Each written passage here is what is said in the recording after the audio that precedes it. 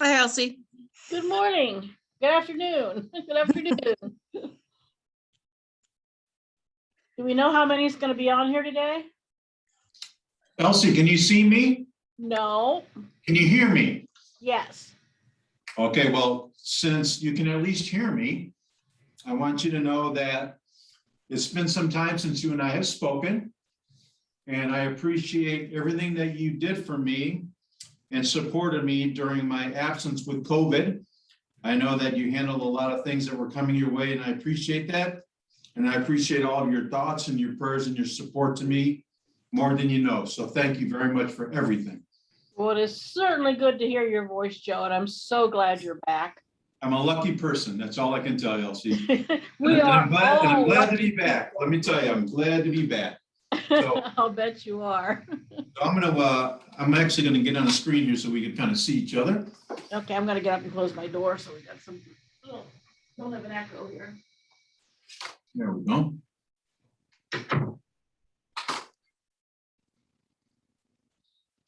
To answer your question, Elsie, we had like 10 RSVPs, Okay, so we'll see what happens. these are all rookies or, hi, Joe, now I see you. Now we go, there we go. It's all people that are part of the coaching program, and then Okay. anyone else that wanted to join on was welcome to do so, but we specifically sent out an email to the coaching program agents.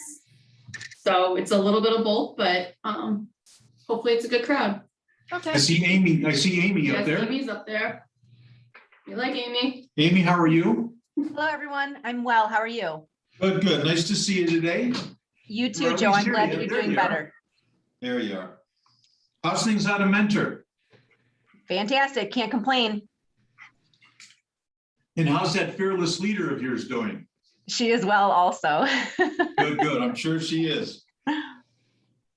I actually have her meeting with a gal on Thursday. I think Marcy's having a luxury meeting at 2:00 in Brecksville. Yes, that's And correct. I actually had an interview, a recruit today that I think is perfect for her. She's a very interesting, a famous lady in China, actually a prodigy, Wow. one of the world's top musicians. And her story is fantastic. And the more we spoke, first of all, she lives on the east side, very articulate. And make a long story short, they're going to meet on Thursday at the Oh. meeting and then talk afterwards. So we'll see what happens. Oh, great. Well, I hope it goes well. Yeah. Yeah, she's the lady's quite a character, but nice lady. So anyway. Oh, Yeah. well, good. That's fantastic. Yeah, so we'll wait a few more minutes. I think we got a couple of minutes yet, Elsie, right? Yeah, to start at 1, so yeah, we have 3 minutes yet. Yep. Is Felicia back in town? She is down the hallway from me right now. Oh, good, And yep, she's back in the swing of things. good. Yep. Yep. And again, I'm glad to be back in the swing of things. I'm glad you're back in the swing of things. Let me tell you, there's a It silver was lining in scary when you everything. were gone, Joe. Marcy, let me tell you something, Elsie, let me tell you something. When I got home from the hospital, the first thing I did that I'm trying to find the silver lining in all this. I got on a scale and I lost 22 pounds. That's I not a good way to lose it, though. That's not the right way to lose it. But I will tell you something, and I've always been a person of gratitude and appreciating everything in life. When you go through what I went through, and we've all been through our ups and downs, it's eye-opening. It makes you look at everything differently. I'm And sure we it always does. say that, boy, this is heaven on earth. You walk the beach, you see these beautiful things. There's hell on earth too. And when you go through it and you see it, just be happy that you're alive and you're able to breathe, which, I was on oxygen for a little over a month.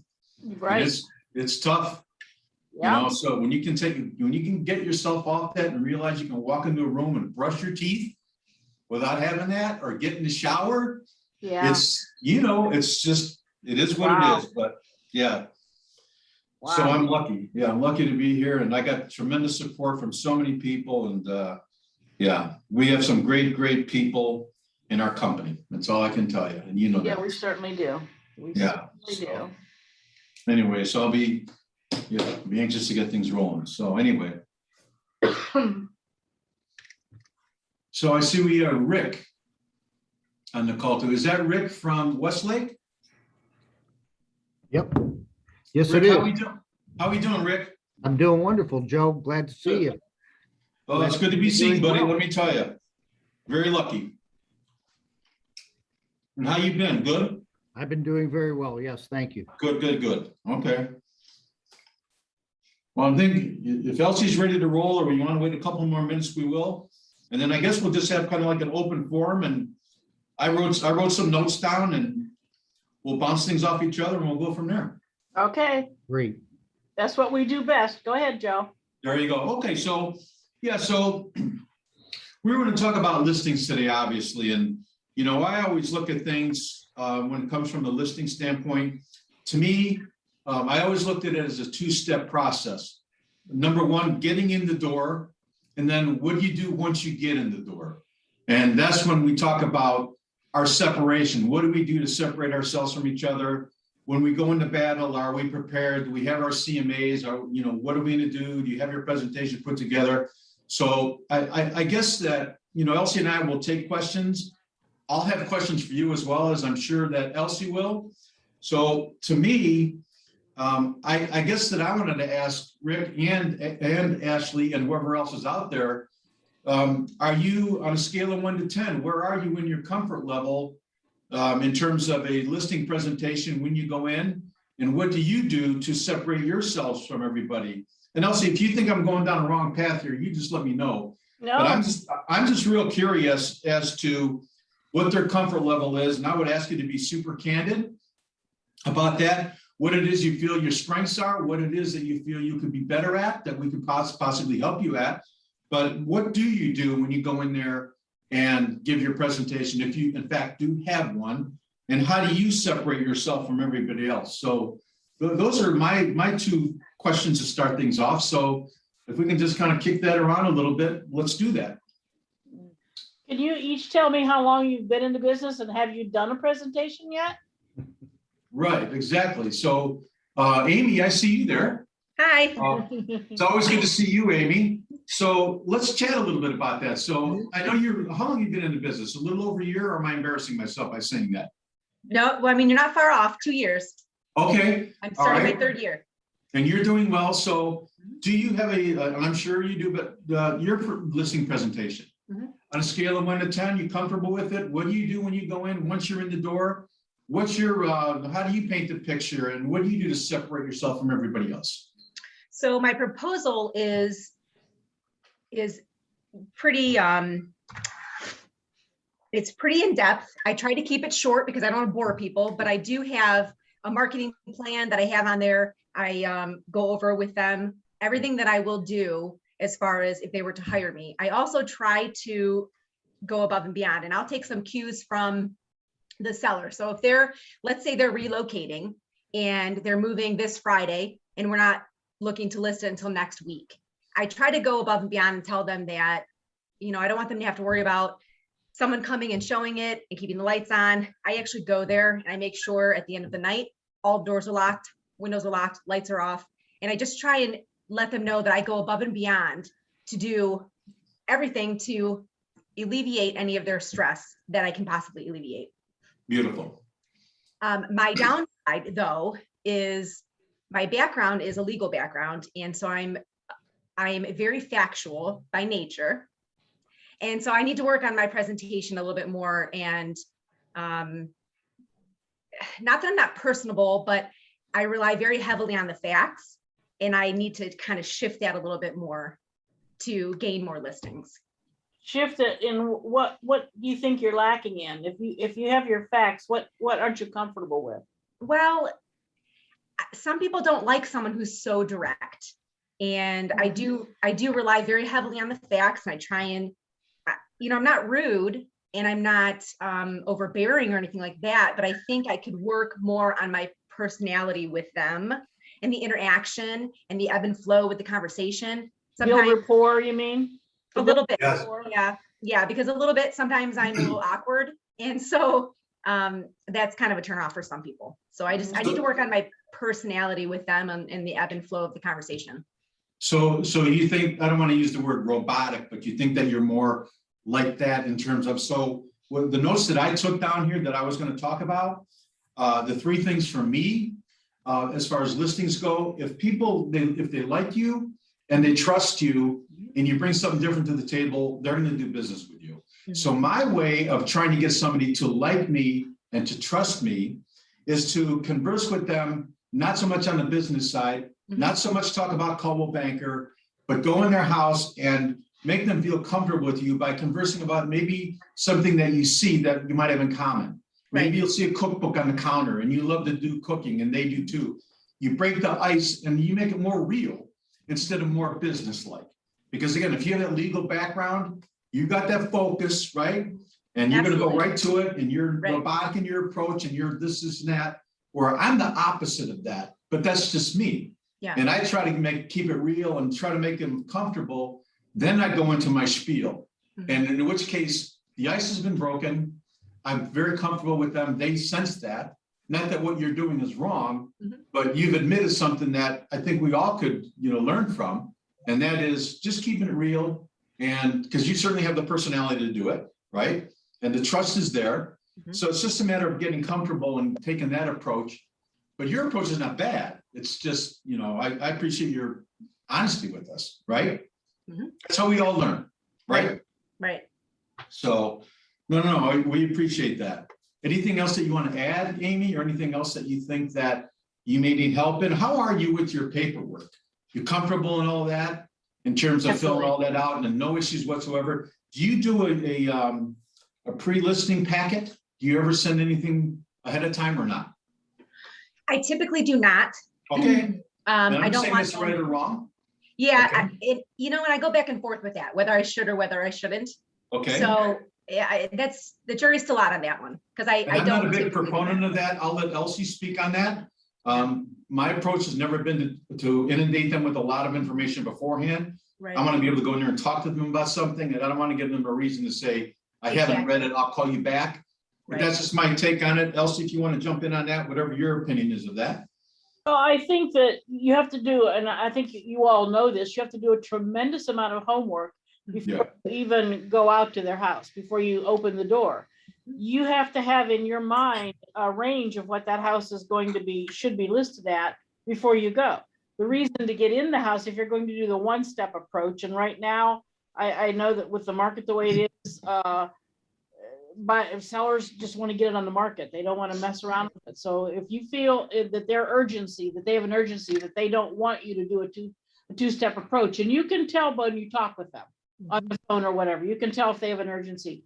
But you need to do your homework with the MLS and spend a lot of time so that you are the true expert for that neighborhood, for that house, for that school system, so that you can answer all of their questions when you go in. But you should know in your mind by your comparables, by what's on the market, what's expired. You should know by your CMA price range, like the old Price is Right game where there was a price range, there was a high and a low. And when you walk in that door, the only thing you have to do is say, okay, it's at the high end because it's got the granite countertops and the nice fixtures and the new light fixtures. Or it's the low end where you go in and you smell the dog and they smoke cigarettes. So it even may be lower than what your low end is if it's that bad. You have in your mind already that price range before you walk in. So when you walk in with a lot of confidence because you do know you've got to spend your homework time before you go out there. You cannot go out there without knowing everything there is about that house, that neighborhood, the neighbors' houses. And you all know that, but the MLS is our best friend. And I teach in any time I talk with new agents, time blocking is so important. But the first thing you should do every morning is get in the MLS and know what's happening in the neighborhoods. And then when you get that call, like I said, you've got a price range already. And that helps build rapport too, I think. If you can walk in the door and be confident in what you're saying and what you're doing, then you've got the opportunity to say, like Joe said, oh my goodness, we just put that same tile in our kitchen. Or, oh wow, my husband and I just did this. Or, oh, I see a vacation picture there on the wall. Did you actually go there? It's something to build that rapport first and then get into your spiel later. But Joe's absolutely right. You've got to build a little bit of rapport. Makes you more comfortable too. Mhm. Yeah, and I was taking some notes earlier before we started this, and Elsie, you almost, it's almost as if you were reading what I typed up here, and that is. Yeah, I knowing know. the- We're the Bobbsey twins. No, you're exactly right. And that is know the neighborhood, knowledge is power. And the thing is today, the buyers and sellers today are very savvy. They're very, very sharp in what they're doing. They're on the computer all day long in some cases.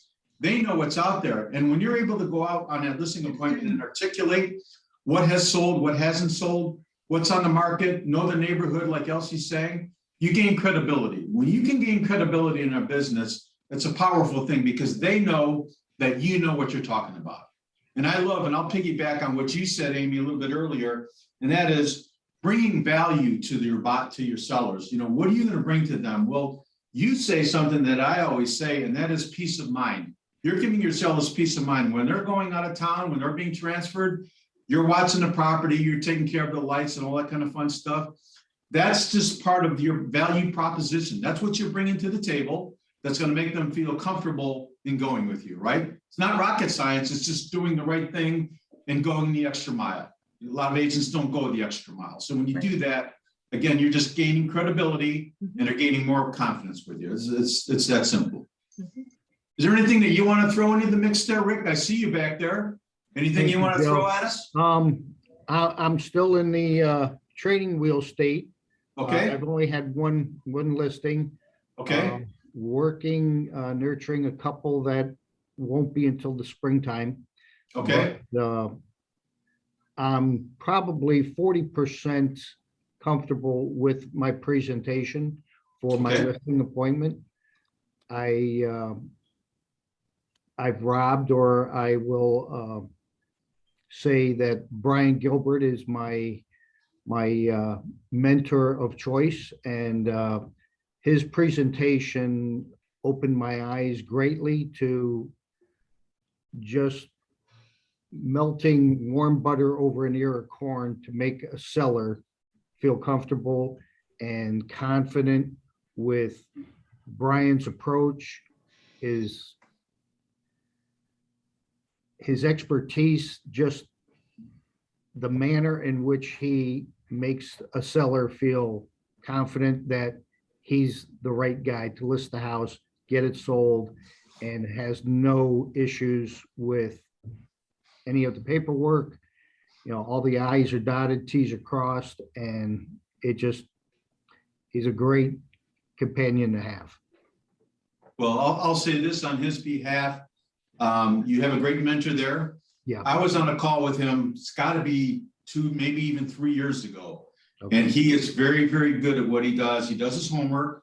Yeah. He's very smooth, and I don't mean it in a bad way. I mean it very, very good at what he does. His approach is very confident. He's a very good listener, I think. Yes, The best salespeople are the best listeners, right? yes, they are.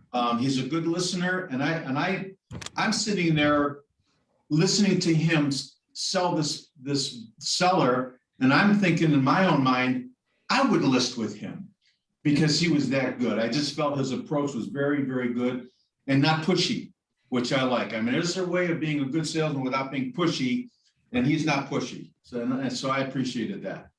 Yeah, but don't be afraid to practice. And one other thing, and I know that Elsie will probably jump on this too, is your database. You got to get in the door. If you don't go up to the plate to face the pitches, you're not going to be comfortable. Correct. So once you get up there and you start facing more and more pitches, you're going to get comfortable. The more swings you get at it, the more you're going to connect. You've got to do that. So at some point, get in the door. And how do you get in the door? Database. We have a list of 100 ways of generating leads, whether it's your church, whether it's a gym, a Rotary Club, a Chamber of Commerce. The list goes on and on. What are you going to do to get in front of people and work your database? Because I'll tell you, it's your database to me and your sphere of influence is where it's all at. And when things get tight and things get tough a little bit in our business, those are the people that you go to that will keep you in business. And I know that Elsie can expand on this too. People that have been around in our business as long as we have that database that they continue to work. And that's what you have to do. And again, don't be afraid to get out there and not get beat up, but don't be afraid to get in front of people. Sure. And I appreciate you're saying 40%. Yep. Get to 100%. When you pull in that driveway, you have to know when you knock on that door that you're going to get the listing. That's got to be your mindset. You got to believe in it, Exactly. right? Yeah. So anyway, I'm not going to babble on anymore. I'll let somebody else talk. So Rick, a lot of that, getting comfortable with your listing presentation is your homework before. When you know you've got all the information in hand, when you spend probably hours at first getting to know that neighborhood, that house, so that you have confidence in yourself, then it's gonna come through. When you Yes. you walk in that door and you say, I know I'm the best person to list this house. Because Yes. no, I've done my homework, I've researched this, I've done everything I can do, and I know that I'm the best person here. That's gonna alleviate a lot of that fear that you've got, because you can go in with confidence, but you can't do that unless you spent a lot of hours learning that house, learning that neighborhood. And to piggyback on what Joe said about your database, and to go back to Amy and making rapport, your database is the best place. If you're going to go in and you've got that listing opportunity from somebody in your database, that's the best place to start. Oh, Right. Bob told me to call you. How do you know Bob? Bob and I have been friends for years, and I sold him this house. And it gives you something to start building that rapport on. Database is precious. If you don't have a database, you're not going to make it in this business. You're not going to have something to sell when you retire. You're not going to build your own company. Your database is your own company, and rely on it, use it. And boy, that's the best thing in the world, to walk in the door when you have someone from your database recommended you to be walking in that door. And I see that we've got a newer agent, Andrea, out of my office here. She's on. And we've talked recently about getting things started, reaching out to people, And Lucy, I see that you're on the call. Appreciate that as well. You've been around for a little while now, and I'm sure you will agree that it's your database and the people in your sphere of influence that helps you to keep your business growing. Once you take care of somebody else, they talk to somebody else, and it continues to grow. And I've always said, in terms of listing, I always had 3 Ps, the 3 P principles that I use. And that is be positive, be professional, and be prepared. If you are those 3, you're good to go. Positive, professional, and prepared. If one of those is missing in that equation, if you're positive and professional, but you're not prepared, you're not going to get it. If you're professional and positive, but not prepared or anything, but I always concentrate on those 3 things. And like Elsie said, and it's so true. And I often talk to my dad, who was in real estate forever. We talked about teaching people how to be passionate and, how to sell them, things like that. And I recently asked my dad, can you teach somebody to be passionate in our business? And his answer was instant. He goes, all I know is if you don't believe in what you're selling, you'll never sell it. And the bottom line is you have to believe, like Elsie said, when you knock on that door and you walk in there, you are in control. You are the expert. You're the one that's going to bring in the value, and you're the one that's going to do the job for them. And if you have that mindset, it's going to come across to them, and they're going to know you know your business. That's the point that you have to get at. And Rick, I'm not pointing you out. No. I appreciate your honesty, but that's where you need to be at some point, because once you walk up there, they're going to know that Rick's the guy. And the only way to learn that is to step up there continually, right? Right. And it's at some point, once you get to that point and you get that listing under your belt and you learn from a guy like Brian, then all of a sudden your business takes off too. Sometimes it takes it takes a little time to get that snowball going before you build a snowman. Right. But once you do, you're there. So, we're open for any feedback. I see Lucy, you're hiding in the background there. If you want to chime in, you can do that. Amy, if you have any more words, you can throw at us. And if there's any objections that you guys have, we're open for objections, and we can kick it around. So fire away if anybody wants to talk. I completely agree with you. I really appreciate, as you know, you never can learn too much. So for me, the more I know, the better I am. But positive, professional, and prepared are one of the top 3 that you'll have to have. Yep. And I'll add another P in there. Now, I know this is a minute one, but punctual. don't ever be late to a listing appointment. To me, that just speaks volumes in self-respect, not only for yourself, but for the client. Always get there a little bit early. It never hurts, but that's 101. I think we all know that. But yeah, being prepared and professional, look at the parts, all of the above. as high as it can go. You turn it up, the button, button. I hear chirping back there. Who's out there? It is. Oh.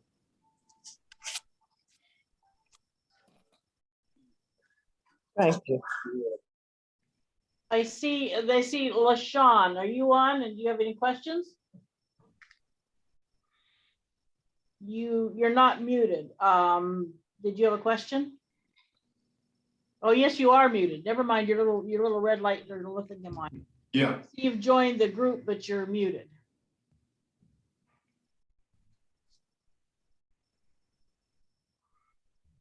I don't know how to help her there.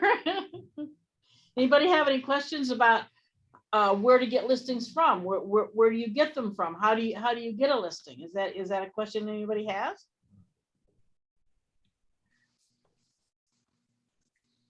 Okay, we're all very quiet today. Am I? Yes, I don't. I found out. This is LaShawn. I don't know how to get listings. Something he said about being prepared and spending like an hour or so on the neighborhood, but that I got lost when he said that. Well, yeah, LaShawn, what I was talking about was, just being, professional, being positive and being prepared. And preparation is just doing your homework. Like Elsie said earlier, it's I always refer to the MLS as our Bible. That's what we go to. That's where we get all of our information. And when you're able to derive as much information from that as possible, and you're going in on that call, I always would hope that I would know more about their house and their neighborhood, especially and the activity in that neighborhood than they do. Because if they start telling me things that I don't know, I'm losing credibility, and already my chances of getting that listing go down. We know the national statistic for a seller going with the first person that they talk to is 72%. That's what they say. There's times I think it's even higher, especially if you go in there and you do the job right. And again, it's a matter of preparation. And I know a couple of agents. I'm gonna signal out Jen Burke out of our Brecksville office. And I don't know of anybody that is more thorough when it comes to a listing than her in terms of community information, knowing what's going on, knowing new builds, knowing activity. It's like she lives in each community. She is really, really very thorough, and that gains tremendous credibility with the seller. So when you go in on the listing presentation, they're interviewing you. It's like a job interview. They're going to hire somebody, and it might as well be you. And when you're in that door, you got to give them your best shot. And the only way to do that is being 100% prepared. And it makes sense? Yes, thank you. Okay, sure. When you start researching for a neighborhood, say that there was a call came or someone called you or a database gave you a name and a number, and you're going out to list a house, and you pull up in the MLS and there's 5 houses sold in the radius of that house. Don't just look at the address and see what it sold for. Pull that listing up and read everything that agent said about that house. And all 5 houses or 6 houses or whatever you can pull up. Read the remarks that they put in there. Read the broker remarks that they put in there. See if you don't gain some information out of 5 different agents the way they presented that same neighborhood. So you're going to get a lot of information just by not just looking at the address and what it sold for or when it sold, but read the printout, read the description, read the broker remarks particularly, and see if 5 different agents giving you information about that neighborhood because of what they put in their printout is so valuable.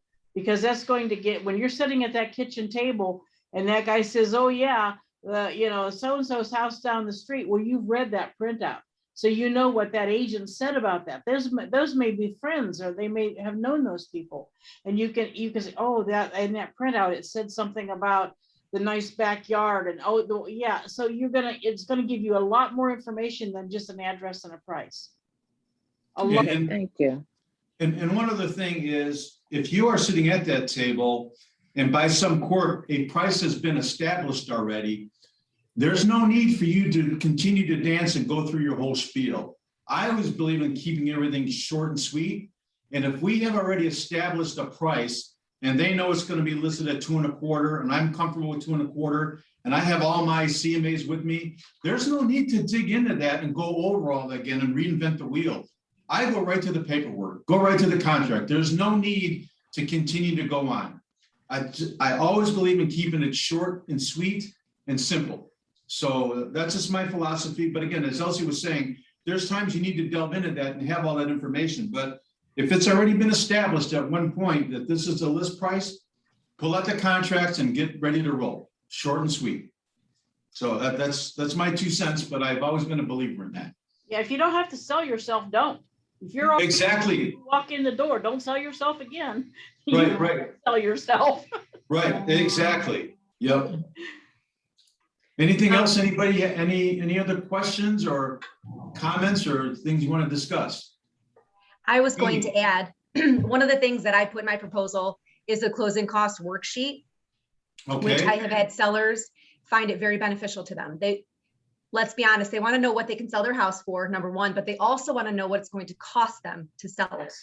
So okay, it's very beneficial. I've actually had a client, I sold her house this past spring, and she asked why other agents don't do that. She asked why. Yeah. I was the third agent she was interviewing. And she wondered why other agents didn't go over that with her. So it is very, very beneficial and something people might want to consider putting into their. Oh, you're presentation. absolutely correct. Absolutely correct there. And so many other companies and agents don't include that in that sheet. And I always tell them too, that no matter what contract comes in, I represent you, and no matter what contractor, whoever else brings a contract in, I'm going to do this net sheet for you for that contract. So Right. that you know what your bottom line is for anything that comes in. And that's how I'm working for you. But right up front, and you're correct, not very many other companies do that net sheet up front. No. and I know that Marcy, she's always been somebody that does it old fashioned way. She'll figure it out in front of them on a tablet, especially like in a luxury listing, because that's her big differentiator. She pulls that out and she does it in an old school way where she knows nobody else is going to do that. So if you do that, like Elsie was saying, and you articulate that and you go in with that information, it's the best way to go. And a lot of times, if you do it, whether it's through the MLS, you run a net sheet through the MLS, it gives you options. It gives you categories if you want, as to if it sells for 2, 2.25, or 250, or however way you want to do it. And it's So what I something you use, have- oh, go ahead, ahead. Joe, I'm sorry. No, I didn't mean to interrupt. Go ahead. No. But yeah, when you have that with you, it just shows again that you're doing your homework. You're a step ahead of everybody else, and there's nothing to hide. There's no trickery here. Here's where we're at. The only time that could change is like a close date, because a close date is going to affect the taxes that are prorated, things like that. But in general, if you have that and you can explain it to them, again, you don't have to get into super detail, but if you keep it short and sweet and say, here's where we're at, they're going to appreciate that, because you're being on the up and up with them, and there's nothing to hide, right? Well, and I go over with them. So it's a 1-page printout. There you go. Yes. And I do the same, well, I have the best teacher, so I do it the way Yes. Marcy does it. And, Okay, good.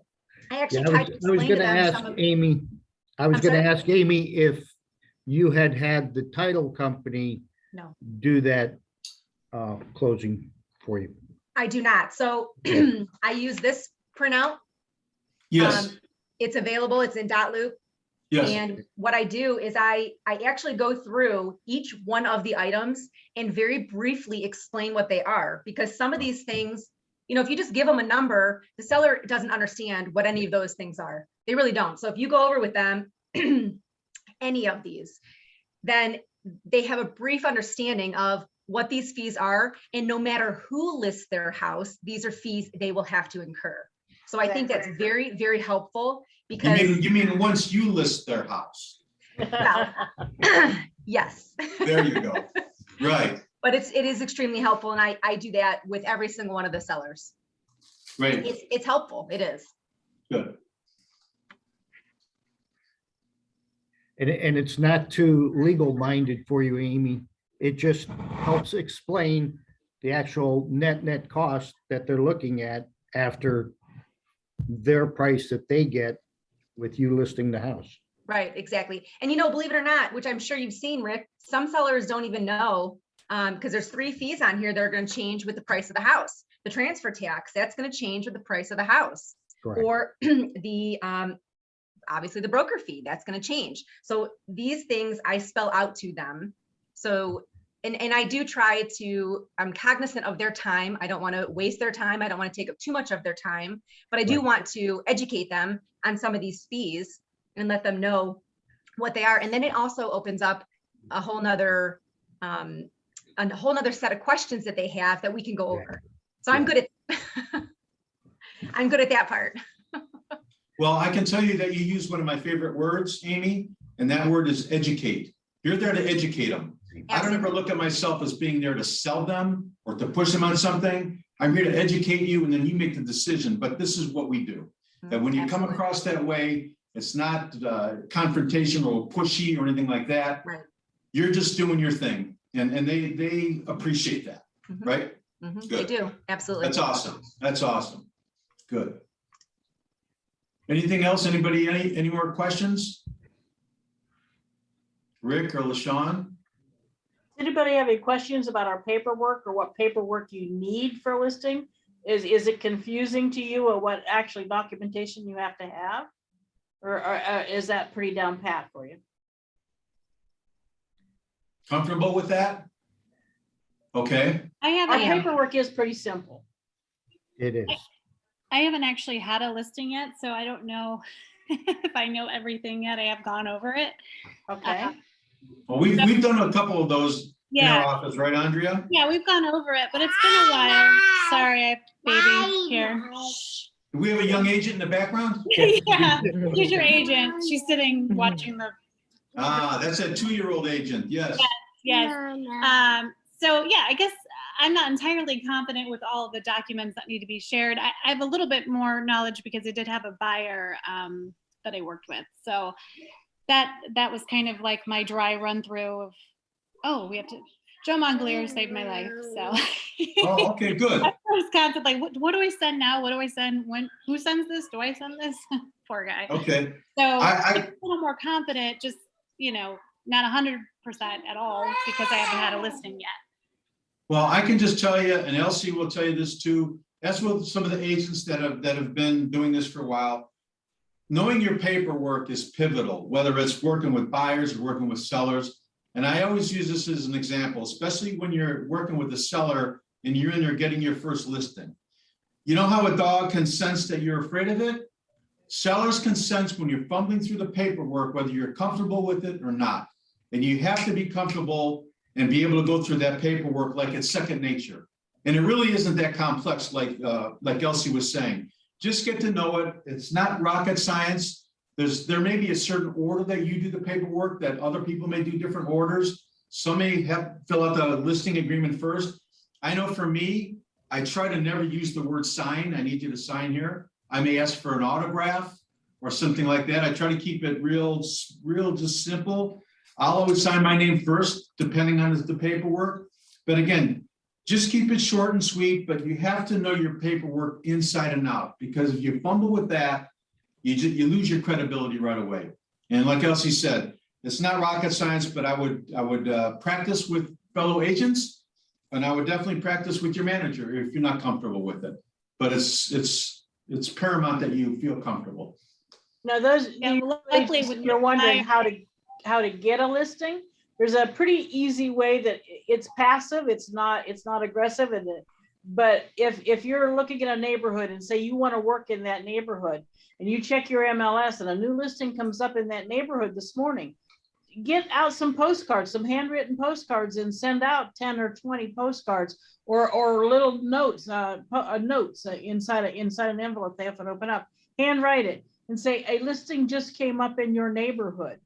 The market's changing. The seller's market is fantastic. If you'd like more information about this house or anything else happening, call me. That's not stepping on anybody's toes. It's a very passive thing to do, But if you're in this business and it's your company that you're representing, which is you Inc., and you're time blocking your time, what am I gonna do this hour to make money from my company? It's very passive. It's a very easy thing to do. Grab some note cards or some postcards and start saying, you don't have to spend a lot of money. You can do it with a note card and put it in an envelope. But something new was listed or sold. A sold comes up in a neighborhood. You can send out just sold, and it doesn't have to be your sale. You can just say a house sold in your neighborhood and it's sold for so much money. And the market is changing. It's a fantastic market. If you'd like to know more about it, real simple, real easy, and sign your name, put your card in it and send it out. You're doing something to make your company money. If you just sit there like a lump, it's not going to come to you. You've got to go out and get it. And that's a pretty easy, simple, non-invasive, easy way to do it. But you should do it every single day. Well, the one thing that, to piggyback on what Elsie was saying, is Elsie's always been a big advocate about you Inc. In other words, it's your own company. And we don't really look at it that way because, all right, I'm with Coldwell Banker, I'm this, I'm that. You go about your day in, day out routine, but it is your own company. And the bottom line is, especially this time of year, when we're talking about listings and things of that nature, we need to set goals for next year. You should be thinking about that right now and planting seeds. And what are you going to do as you go into 2022? And again, it is your company, it's you. And nothing else. Yes, we're under the Coldwell Banker umbrella, and that's where you get the support from the brokers and the brokerage and things of that sort. But you're your own boss. And until you really realize that, and I know we talk about it all the time, Elsie, you talk about it until you're blue in the face every time that we're at AMP. And it's a great thing, especially for newer agents, because 5-10 years goes by very quickly in our business. For me to think it's been over 40 years for me, it seems like yesterday, but it is your business. And how you treat it, eventually, you know, I always say when you get a sale, it's an annuity. It's money that you'll make down the road. If you take care of that customer and you water that plant every day and you just stay on top of those people, they're going to move again, or they're going to tell somebody else that who they know is moving. You have to stay on top of those people. Everybody wants to reap the harvest, but they don't want to plant and they don't want to cultivate. And that's not how it works. Plant the seeds, cultivate, work your database, and down the road, you'll have your own business, like Elsie said. It's you Inc. It's that simple, right? So anything else, any other comments or questions anybody wants to throw at us? I know you guys are all doing well. I know, Amy, you're doing well out there in Mentor. And LaShawn, I'm not familiar with LaShawn. What office are you out of, if I can ask? I'm at Mentor as well. Oh, you okay, Mentor? Yeah, I think I met you. I'm sorry. I think Yes. so. Yes. And I know where Rick is. I know where Andrea is, and Lucy. I don't know. I think she's gone. But yeah, we appreciate everybody's input. And you know, if you have anything else to throw at us, we're here. If not, I think Elsie, if you're ready to wrap it up. Yeah, I am. Just remember, guys, that Joe and I both answer our phones. If you, Yeah, I'm back to answering my phones. Thank God. Thank God. Thank God. But Elsie, no, thank you for stepping up to the plate. I will tell you something at the risk of embarrassing Elsie, but I'll say it since I had the opportunity. Unfortunately, it's only in front of a few people. We are lucky to have Elsie. Elsie is a professional at what she does. And Elsie, you're the best. And I can't thank you enough for always being there. And we're very, very fortunate to have you as part of our Coldwell Banker family. You're highly respected, and you know how I feel about you. I'm going to embarrass everybody and tell you I love you. So thank you. You know that is very mutual, Joe. That is. I know that. Thank you, dear. I appreciate it. Yep. All right, guys. Well, thank you for everything. If anything else comes up in the meantime, we're a phone call away. Give us a call. Okay. Thank you. All right. Bye. Thank you. Bye-bye. For your time. Bye, guys. Bye-bye. Bye.